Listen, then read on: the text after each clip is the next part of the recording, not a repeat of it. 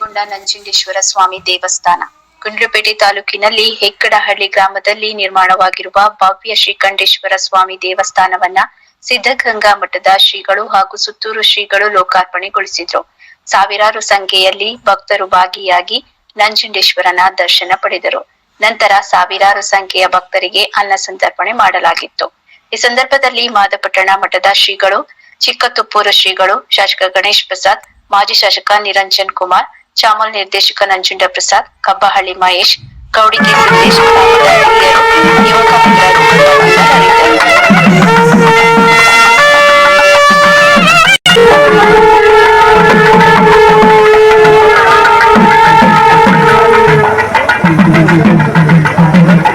ನಮ್ಮ ಸರ್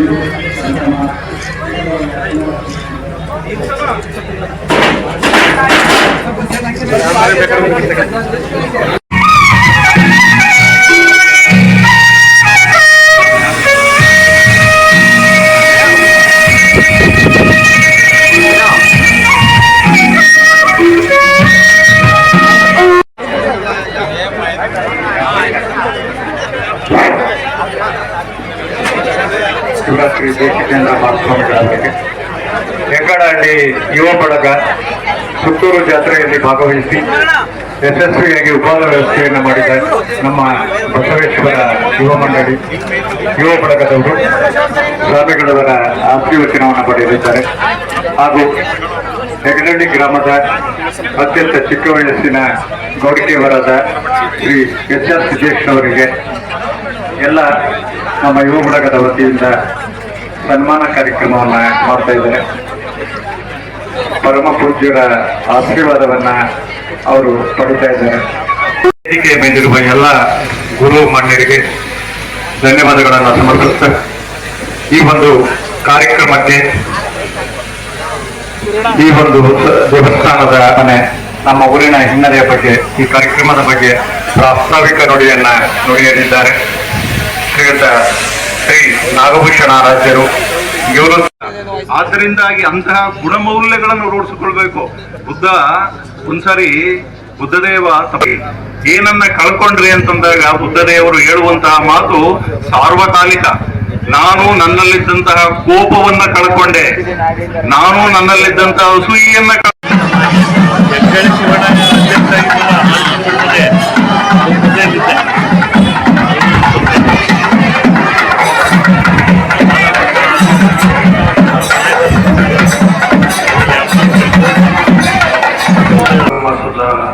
ಶುಭಾವಸರದಲ್ಲಿ ಕಾರ್ಯಕ್ರಮ ಇಲ್ಲಿ ನೆರವೇರ್ತಾ ಇದೆ.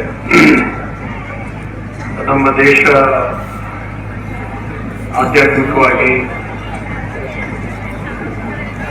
ಧಾರ್ಮಿಕವಾಗಿ, ಸಾಂಸ್ಕೃತಿಕವಾಗಿ ತನ್ನ ಹಿರಿಮೆಯನ್ನ ಯಾವತ್ತೂ ಕಾಪಾಡ್ಕೊಂಡು ಬಂದಿರತಕ್ಕಂಥದ್ದು. ಇದಕ್ಕೆ ಸಾವಿರಾರು ವರ್ಷಗಳ ಭವ್ಯ ಇತಿಹಾಸ ಇದೆ. ಭಾರತೀಯರಲ್ಲಿ ಧಾರ್ಮಿಕ ಪ್ರಜ್ಞೆ ಅಂತಕ್ಕಂಥದ್ದು ಅವರ ರಕ್ತನಾಡಿ ನಡುನಾಡಿ. ಉದಾಹರಣೆಗೆ ಹೆಣ್ಮಕ್ಳು ಅಡುಗೆ ಮಾಡೋದು, ಇದೆಲ್ಲ ಇವತ್ತು ಪ್ರಸಾದಕ್ಕೆಲ್ಲ ಸಿದ್ಧ ಮಾಡಿ ಬೇಕಾದಷ್ಟು ಓದ್ಬೋದು. ಆದರೆ ಅದರ ಮಾಡೋದ್ರೆ ಸೆಮೆಯನ್ನ ಸವಿಲಿಕ್ಕೆ ಸಾಧ್ಯ ಆಗೋದಿಲ್ಲ. ನಾವು ಅಡುಗೆ ಮಾಡೋದು ಹೇಗೆ ಅಂತ ಅನ್ನೋದು ಜ್ಞಾನ ಮುಖ್ಯ ಅಲ್ಲ, ಅದನ್ನ ಮಾಡಿ ಅನುಭವಿಸೋದು ಮುಖ್ಯ. ಹಾಗೆ ಧರ್ಮ ಹಾಕುವಂಥ ಸಂಗತಿ ಅಲ್ಲ, ಆಚರಿಸುವಂಥ ಸಂಗತಿ ಅಂತ. ಸತ್ಯರ ನಡೆ ತೋರ್ತಾ, ಸತ್ಯರ ನೀತಿ ಇರ್ತ ಅಂತೇಳಿ ಸರ್ವಜ್ಞ ಹೇಳಿದ್ದಾನೆ. ಯಡಿಯೂರು ಸಿದ್ದೇಶ್ವರರು ಅದನ್ನ ಅವರ ವಚನದಲ್ಲಿ ತುಂಬ ಸೊಗಸಾಗಿ ವಿವರಿಸಿದ್ದಾರೆ. ಮನುಷ್ಯ ಧಾರ್ಮಿಕ ಪ್ರಜ್ಞೆಯನ್ನು ಬೆಳೆಸ್ಕೊಂಡ್ರೆ, ದೇವರಲ್ಲಿ ನಂಬಿಕೆ, ದೇವರಲ್ಲಿ ವಿಶ್ವಾಸವನ್ನು ಇಟ್ಟರೆ ನಾನು ಒಳ್ಳೆಯ ಜೀವನವನ್ನು ನಡೆಸಬೇಕು ಅಂತಕ್ಕಂಥ ಭಾವನೆ ಸಹಜವಾಗಿ ಬದುಕಿನಲ್ಲಿ ಬೆಳೆಸಿಕೊಂಡು ಹೋಗಲಿಕ್ಕೆ ಸಾಧ್ಯ ಆಗುತ್ತೆ. ಇಲ್ಲಿ ಮಾತನಾಡ್ತಾ ಮೊದಲು ನಾನಾ ಜ್ಞಾನದ ಬಲದಿಂದ ಅಜ್ಞಾನದ ಸತ್ಯದ ಬಲದಿಂದ ಅಸತ್ಯದ ವಚನವನ್ನು ಹೇಳಿದರು. ಹಾಗೆ ಎರಡೂ ಒಟ್ಟಿಗೆ ಇರ್ಲಿಕ್ಕೆ ಸಾಧ್ಯ ಆಗೋದಿಲ್ಲ. ಕತ್ತಲು ಬೆಳಕು ಎರಡು ಒಟ್ಟಿಗೆ ಇರ್ಲಿಕ್ಕೆ ಆಗೋದಿಲ್ಲ. ಸತ್ಯ ಅಸತ್ಯ ಎರಡು ಒಟ್ಟಿಗೆ ಇರ್ಲಿಕ್ಕೆ ಸಾಧ್ಯ ಆಗೋದಿಲ್ಲ. ಹಾಗೆ ಮನುಷ್ಯನ ಜೀವನದಲ್ಲೂ ಕೂಡ ಒಂದು ಪರಿಶುದ್ಧತೆ ಅಪರಿಶುದ್ಧತೆ ಮತ್ತು ಪ್ರಾಮಾಣಿಕತೆ ಅಪ್ರಾಮಾಣಿಕತೆ ಅನ್ನೋದು ಎರಡನ್ನೂ ಮನುಷ್ಯ ಹೆಚ್ಚು ಕಾಲದಲ್ಲಿ ಬೆಳೆಸ್ಕೊಳ್ಬಾರ್ದು. ಯಾವುದಾದ್ರು ಒಂದನ್ನು ತನ್ನ ಜೀವನದಲ್ಲಿ ಆಯ್ಕೆ ಮಾಡಿಕೊಂಡು ಜೀವನವನ್ನು ಸಾಗಿಸಿದ್ರೆ ಜೀವನ ಸಮೃದ್ಧವಾಗಿ ಬೆಳೀಲಿಕ್ಕೆ ಸಾಧ್ಯ ಆಗುತ್ತೆ. ಹಾಗೆ ಸನ್ಮಾರ್ಗದಲ್ಲಿ ಸತ್ಯ ಮಾರ್ಗದಲ್ಲಿ ನಡೀಲಿಕ್ಕೆ ಅವಕಾಶ ಮಾಡಿಕೊಡ್ತಕ್ಕಂತಹದ್ದು ಧಾರ್ಮಿಕ ನಿಷ್ಠೆ, ಧರ್ಮ ಪ್ರಜ್ಞೆ ಅಂತಕ್ಕಂಥದ್ದು. ಒಂದು ಧರ್ಮ ಪ್ರಜ್ಞೆ ಇರ್ತಕ್ಕಂಥ ಮನುಷ್ಯ ಒಂದು ತಪ್ಪನ್ನು ಮಾಡಬೇಕಾದ್ರೆ ವಿಚಾರ ಮಾಡ್ತಾರೆ, ನಾನು ಮಾಡೋದು ಏನಾಯಿತು ಅಂತ ಹೇಳಿ ಭಗವಂತ ಮನುಷ್ಯನಿಗೆ ಆಲೋಚನೆ ಮಾಡುವಂಥ ಶಕ್ತಿಯನ್ನು ಕೊಟ್ಟಿದ್ದಾರೆ. ಈ ಜಗತ್ತಿನಲ್ಲಿ ನಾವು ಅನೇಕ ರೀತಿಯ ಪಶು ಪಕ್ಷಿ ಪ್ರಾಣಿಗಳನ್ನೆಲ್ಲ ಕಾಣ್ತೇವೆ. ಇಷ್ಟು ಲಕ್ಷಾಂತರ ಜಲಚರಗಳಿರ್ಬೋದು, ಪಕ್ಷಿಗಳಿರ್ಬೋದು, ಪ್ರಾಣಿಗಳಿರ್ಬೋದು, ಮನುಷ್ಯ ಶಾಸಕರು ಹಿರಿಯರು ಆದ ಶ್ರೀ ನಿರಂಜನ್ ಕುಮಾರ್ ಅವರೇ, ಯುವಕ ಮಿತ್ರರೇ, ಮಾಧ್ಯಮ ಮಿತ್ರರೇ ಹಾಗೂ ಆರಕ್ಷಕ ಠಾಣೆ ಸಿಬ್ಬಂದಿಗಳೇ, ಈಗಾಗಲೇ ಬಹುಶಃ ನಾನು ಅದೇ ಅನ್ಕೋತಿದ್ದೆ, ಏನ್ ಮಾತಾಡೋದು ಅಂತ ಫಸ್ಟ್ ಬಂದಾಗ ಯೋಚನೆ ಮಾಡಿದ್ವಿ. ಆದ್ರೆ ನಾಗಭೂಷಣ್ ಅವರು ಹೆಗ್ಡಳ್ಳಿ ಗ್ರಾಮದ ಬಗ್ಗೆ ಸಾಕಷ್ಟು ಹೇಳಿದ್ರು. ಜೊತೆಗೆ ರಾಜಶೇಖರ್ ಅವರು ಕೂಡ ಎಲ್ಲಾನು ವಿವರವಾಗಿ ಹೇಳ್ಬಿಟ್ಟಿದ್ದಾರೆ. ನಮ್ಮ ಗುಂಡ್ಲುಪೇಟೆಯಲ್ಲಿ ಏನೇನಿದೆ. ಯುವಕ ಮಿತ್ರರೇ, ಮಾಧ್ಯಮ ಮಿತ್ರರೇ ಹಾಗೂ ಆರಕ್ಷಕ ಠಾಣೆ ಸಿಬ್ಬಂದಿಗಳೇ, ಈಗಾಗಲೇ ಬಹುಶಃ ನಾನು ಅದೇ ಅನ್ಕೋತಿದ್ದೆ, ಏನ್ ಮಾತಾಡೋದು ಅಂತ ಫಸ್ಟ್ ಬಂದಾಗ ಯೋಚನೆ ಮಾಡಿದ್ವಿ. ಆದ್ರೆ ನಾಗಭೂಷಣ್ ಅವರು ಹೆಗ್ಡಳ್ಳಿ ಗ್ರಾಮದ ಬಗ್ಗೆ ಸಾಕಷ್ಟು ಹೇಳಿದ್ರು. ಜೊತೆಗೆ ರಾಜಶೇಖರ್ ಅವರು ಕೂಡ ಎಲ್ಲಾನು ವಿವರವಾಗಿ ಹೇಳ್ಬಿಟ್ಟಿದ್ದಾರೆ. ನಮ್ಮ ಗುಂಡ್ಲುಪೇಟೆಯಲ್ಲಿ ಏನೇನಿದೆ, ಏನೇನಾಗಿದೆ ಅಂತ ಮುಖ್ಯ ಭಾಷಣಕಾರರಾಗಿ ಸಿದ್ದರಾಜಪ್ಪನವರು ಯಾವಾಗಲೂ ಸಿದ್ದರಾಜಪ್ಪನವ್ರದ್ದು ವಿಶೇಷ ಏನು ಅಂದ್ರೆ ಏನು ಅವರು 5 ತಾಯಿಂದಿರದು ವಿಶೇಷವಾಗಿ ಹೇಳ್ತಾರೆ. ಅದು ಯಾವಾಗ್ಲೂ ಭಾರಿ ವಿಶೇಷ ಅವ್ರದ್ದು. ಯಾಕಂದ್ರೆ ಅವರು ಸ್ವತಃ ಗಣರಾಜ್ಯೋತ್ಸವ ಮತ್ತು ಸ್ವತಂತ್ರೋತ್ಸವ ಸಂದರ್ಭಗಳಲ್ಲಿ ಅದ್ರ ಬಗ್ಗೆ ಮಾತಾಡಿರೋದು ಭಾರಿ ಸಲ ಮಾತಾಡಿದ್ದಾರೆ. ಸೊ ಹಾಗಾಗಿ ಅವರು ಕೂಡ, ಯಾಕಂದ್ರೆ ನಮ್ಮ ಗುಂಡ್ಲುಪೇಟೆ ಜೊತೆಗೆ ಒಬ್ಬ ಮನುಷ್ಯನ ಜೀವನ, ರಾಜೇಂದ್ರ ಸ್ವಾಮಿಗಳವರು ಹೆಂಗೆ ದೇವ್ರನ್ನ ಕಂಡು ಅನ್ನೋದನ್ನೆಲ್ಲ ಸಾಕಷ್ಟು ವಿವರವಾಗಿ ಹೇಳಿರೋದ್ರಿಂದ ನಾನು ಜಾಸ್ತಿ ಏನು ಮಾತಾಡ್ಲಿಕ್ಕೆ ಹೋಗಲ್ಲ. ಈ ಒಂದು ನನ್ನ ರಾಜಕೀಯ ಜೀವನದಲ್ಲಿ ನಾನು ಜಾಸ್ತಿ ನೆನ್ಸ್ಕೋಬೇಕಾದ್ರೆ ರಾಜಶೇಖರ್ ಸ್ವಾಮಿ ನೆನ್ಸ್ಕೋತೀನಿ. ಯಾಕಂದ್ರೆ ಹಿಡ್ದಿದ್ದ ಆಟನ ಬಿಡ್ಲಿಲ್ಲ ಯಾವತ್ತೂ. ನಾನು ನಮ್ಮ ತಾಯಿಯವರು ಶಾಸಕರಾಗಿ ಸಚಿವರಾದ್ರು, ಆ ನಂತರ ನಾವು ಚುನಾವಣೆ ಸೋತರು ಕೂಡ ರಾಜಶೇಖರ್ ಅವರು ಯಾವಾಗಲೂ ಸತತವಾಗಿ ನಮ್ಮ ಜೊತೆ ಸಂಪರ್ಕಗಳು ಇಟ್ಕೊಂಡು ಈ ದೇವಸ್ಥಾನದ ವಿಚಾರದಲ್ಲಂತೂ ತುಂಬಾ ಸೀರಿಯಸ್ ಆಗಿ ತಲೆ ಕೆಡ್ಸ್ಕೊಂಡಿದ್ರು. ಯಾಕಂದ್ರೆ ನಾನು ಕೂಡ ಅವ್ರ ಜೊತೆ ಸುಮಾರು ಸಲಿ ಮಾತುಕತೆ ಮಾಡುವವರು, ಏನಾದ್ರು ಆಗ್ಲಿ ನೀವು ನಮ್ಮ ಗ್ರಾಮಕ್ಕೆ ಏನಾದ್ರು ಮಾಡ್ಕೊಡ್ಲೇಬೇಕು ದೇವಸ್ಥಾನಕ್ಕೆ ಅಂತ ಇದು ಹೇಳೋರು. ನಾನು ಹಂಗವ್ರಿಗೆ ನಾನು ಮಾಡ್ಕೊಡ್ತೀನಿ ಅಂತ ಒಪ್ಕೊಂಡಿದ್ದೀನಿ, ಮಾಡ್ಕೊಡ್ತೀನಿ ಬಿಡಿ, ಇಲ್ಲ ನೀವು ಮಾಡ್ಕೊಡ್ಲೇಬೇಕು ಅಂತಿದ್ರು. ನನಗೆ ಒಂದು ಬಾರಿ ಸಮಾಧಾನದ ವಿಚಾರ ಏನು ಅಂದ್ರೆ, ಅವ್ರು ಬರ್ತಿದಂತ ಸಮಯದಲ್ಲಿ ನಾನು ಒಪ್ಕೊಂಡಿದ್ದರಿಂದ ಅವರ ಸಮ್ಮುಖದಲ್ಲೇ ಬಂದು ಅವ್ರಿಗೆ ಕೊಟ್ಟು ಅವರು ಅದ್ರ ಮುಖಾಂತರ ಈ ದೇವಸ್ಥಾನ ನಾವು ಊರಲ್ಲಿರುವ ಮನಸ್ಸಿನ ಭಾವನೆ ಎಂಥದ್ದು ಅಂತ ಅರ್ಥ ಆಗುವಂಥದ್ದು. ಎಲ್ಲರೂ ಸೇರಿ ಎಲ್ಲರೂ ಒಗ್ಗಟ್ಟಿಂದ ದೇವಸ್ಥಾನವನ್ನು ನಿರ್ಮಾಣ ಮಾಡಬೇಕು ಅಂತಂದ್ರೆ ನಿಜವಾಗ್ಲೂ ಅದೊಂದು ಪುಣ್ಯದ ಕೆಲಸ. ಆ ಕೆಲಸವನ್ನ ಇವತ್ತು ಊರಿನವರು ಮಾಡಿದರೆ ಈ ಊರಿನ ಒಂದು ವೈಭವವನ್ನ ಇವತ್ತು ಹೆಚ್ಚಿರುವಂತದ್ದು ಆಗ್ತಾ ಇದೆ. ಸಾಮಾನ್ಯವಾಗಿ ದೇವಸ್ಥಾನ ಅಂತಂದ್ರೆ ಒಂದು ಶ್ರದ್ಧೆಯಿಂದ ನಮ್ಮ ಭಕ್ತಿಯನ್ನ ಅರ್ಪಣೆ ಮಾಡ್ಲಿಕ್ಕಿರುವಂತ ಒಂದು ಕೇಂದ್ರ, ಅದು ಧಾರ್ಮಿಕ ಕೇಂದ್ರ. ಅಲ್ಲಿ ಬಂದು ನಾವು ದೇವರನ್ನ ಬೇಡ್ಕೊಂಡಂತ ಸಂದರ್ಭದಲ್ಲಿ ನಮ್ಮ ಕಷ್ಟ ಪರಿಹಾರ ಆಗುತ್ತೆ ಅನ್ನೋದು ಒಂದು ನಂಬಿಕೆ. ನಮ್ಗೆ ಮನಸ್ಸು ವಿಚಲಿತ ಆದಂತ ಸಂದರ್ಭದಲ್ಲಿ ಹೋಗಿ ದೇವರನ್ನ ಬೇಡ್ಕೊಂಡಂತ ಸಂದರ್ಭದಲ್ಲಿ ನಮ್ಗೆ ದೇವರು ಅನುಗ್ರಹಿಸ್ತಾನೆ ಅನ್ನೋದು ಒಂದು ನಂಬಿಕೆ. ನಮ್ಗೆ ಆ ವಿಶ್ವಾಸ ಮೊದಲಿಂದಲೂ ನಡ್ಕೊಂಡು ಬಂದಿರುವಂತದ್ದು. ಹಾಗಾಗಿನೇ ದೇವಸ್ಥಾನಗಳಿಗೆ ಹೋಗುವಂತ ಪದ್ಧತಿಯನ್ನ ನಾವು ಮಾಡ್ಕೊಂಡು ಬಂತು.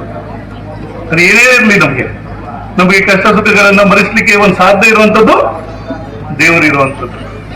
ಹಾಗಾಗಿ ದೇವಸ್ಥಾನಗಳು ಇಷ್ಟೊಂದು ದೊಡ್ಡ ಸಂಖ್ಯೆಯಲ್ಲಿ ನಮ್ಮ ದೇಶದಲ್ಲಿ ಇವತ್ತು ಎಲ್ಲಾ ಗ್ರಾಮದಲ್ಲಿ ಅನೇಕ ದೇವಸ್ಥಾನಗಳನ್ನ ನಿರ್ಮಾಣ ಮಾಡುವಂಥದ್ದನ್ನ ನಾವೆಲ್ಲ ನೋಡ್ತಾ ಇದ್ದೀವಿ. ನಮ್ಗೆ ಏನು ಬೆಳಿಗ್ಗೆ ಎದ್ದ ತಕ್ಷಣ ಸ್ನಾನ ಮಾಡೋದು ಇಲ್ಲ ಮುಖ ತೊಳ್ಕೊಂಡು ವಿಭೂತಿ ಹಚ್ಚಿ ದೇವ್ರ ಮನೇಲಿ ಕೂತು ಅಣ್ಣನ ಮಗಳು ಅಲ್ಲಿ ಕೂತಿದ್ದಾಳೆ ನಾಗಲಾಂಬಿಕೆ. ಸೊ ಆಮೇಲೆ ಬಸಪ್ಪನವ್ರಿಗೆ 4 ಜನ ಗಂಡು ಮಕ್ಕಳಿದ್ದಾರೆ, 2 ಅಮೆರಿಕಾದಲ್ಲಿದ್ದಾರೆ, ಇನ್ನಿಬ್ರು ಬೆಂಗಳೂರಿನಲ್ಲಿದ್ದಾರೆ. ಅವರು ಅನೇಕ ತರಹದ ಚಾರಿಟಿ ವರ್ಕ್ ಮಾಡ್ತಾರೆ. ಅದರಲ್ಲಿ ಸೊ ಈ ಕಾರಣದಿಂದ ಆಮೇಲೆ ಇನ್ನೊಂದು ಕಾರಣ ಇದೆ. ಇವತ್ತಿನ ಸ್ವಾಮಿಗಳು ಒಬ್ರು ಬರಬೇಕಾಗಿತ್ತು. ಅವ್ರ ವಿಷಯ ಕೊಟ್ಟೂರು ಸ್ವಾಮಿಗಳು ಇವತ್ತು ಇಲ್ಲಿಗೆ ಬರಬೇಕಾಗಿತ್ತು. ಕೊಟ್ಟೂರು ಸ್ವಾಮಿಗಳ ವಿಷಯ ಬಹಳಷ್ಟು ಕೇಳಿದ್ದೇನೆ. ಇವತ್ತು ಬಂದಿರ್ತಾರೆ, ಅವ್ರು ನೋಡೋಣ, ಅವ್ರ ಮಾತು ಕೇಳೋಣ ಅಂತ ಬಂದೆ. ಆದರೆ ಕಾರಣಾಂತರಗಳಿಂದ ಅವರು ಬರೋಕ್ಕೆ ಆಗಿಲ್ಲ. ನಿಮ್ಮನ್ನೆಲ್ಲ ನೋಡಿ ಸಂತೋಷ ಆಯಿತು. ಆಮೇಲೆ 60 ವರ್ಷದಲ್ಲಿ ಏನ್ ಮಾಡ್ತಿದ್ದೆ ಅಂತ ನೀವು ಕೇಳಬಹುದು. ಅಲ್ಲಿ ಕನ್ನಡ ಬಳಗ UK ಅನ್ನ ಸಂಸ್ಥೆ ಸ್ಥಾಪನೆ ಮಾಡಿದೆ. ವೀರಶೈವ ಸಮಾಜ UK ಅಂತ ಸ್ಥಾಪನೆ ಮಾಡಿದ್ದೇವೆ. 35 ವರ್ಷದ ಮುಂಚೆ ಬಸವ ಇಂಟರ್ನ್ಯಾಷನಲ್ ಫೌಂಡೇಶನ್ ಮಾಡಿದ್ದೇವೆ. ಸ್ವಾಮಿಗಳು ಕೂಡ ಅಲ್ಲಿಗೆ ಬಂದಿದ್ದಾರೆ. ಸ್ವಾಮಿಗಳ ಜೊತೆಯಲ್ಲಿ ಸಿದ್ದೇಶ್ವರ ಸ್ವಾಮಿಗಳು ಬಂದಿದ್ದಾರೆ. ಒಟ್ಟು 7 ಜನ ಸ್ವಾಮಿಗಳು ಲಂಡನ್ಗೆ ಬಂದು ಹೋಗಿದ್ದಾರೆ. ನಮಗೆಲ್ಲರಿಗೂ ಆಶೀರ್ವಾದ ಮಾಡಿ ಒಳ್ಳೆಯ ಹಿತವಚನಗಳನ್ನು ಕೊಟ್ಟಿದ್ದಾರೆ. ಬಸವ ಇಂಟರ್ನ್ಯಾಷನಲ್ ಫೌಂಡೇಶನ್ ಮುಖಾಂತರ ಪ್ರತಿ ವರ್ಷ 2-3 ವರ್ಕ್ಗಳನ್ನ ನಾವು ಮಾಡ್ತಾ ಹೋಗಿದ್ದೇವೆ. ಅದರಲ್ಲಿ 45 ಲಕ್ಷ ಫಿಕ್ಸ್ಡ್ ಡಿಪಾಸಿಟ್ ಇರ್ತೇವೆ. ಬಸವ ಇಂಟರ್ನ್ಯಾಷನಲ್ ಫೌಂಡೇಶನ್ ಅಲ್ಲಿ 45 ಲಕ್ಷ ಫಿಕ್ಸ್ಡ್ ಡಿಪಾಸಿಟ್ ಇಟ್ಟಿದ್ದೇವೆ. ಪ್ರತಿ ವರ್ಷ 1-2 ಲಕ್ಷ ಇಂಟ್ರೆಸ್ಟ್ ಬರುತ್ತೆ. ಅದರಲ್ಲಿ 3-4 ಕಾರ್ಯಗಳನ್ನ ಮಾಡ್ತೇವೆ. ಆ ವಿಷಯಗಳನ್ನೆಲ್ಲ ಹೇಳೋದಕ್ಕೆ ಈಗ ಸಮಯ ಅಲ್ಲ.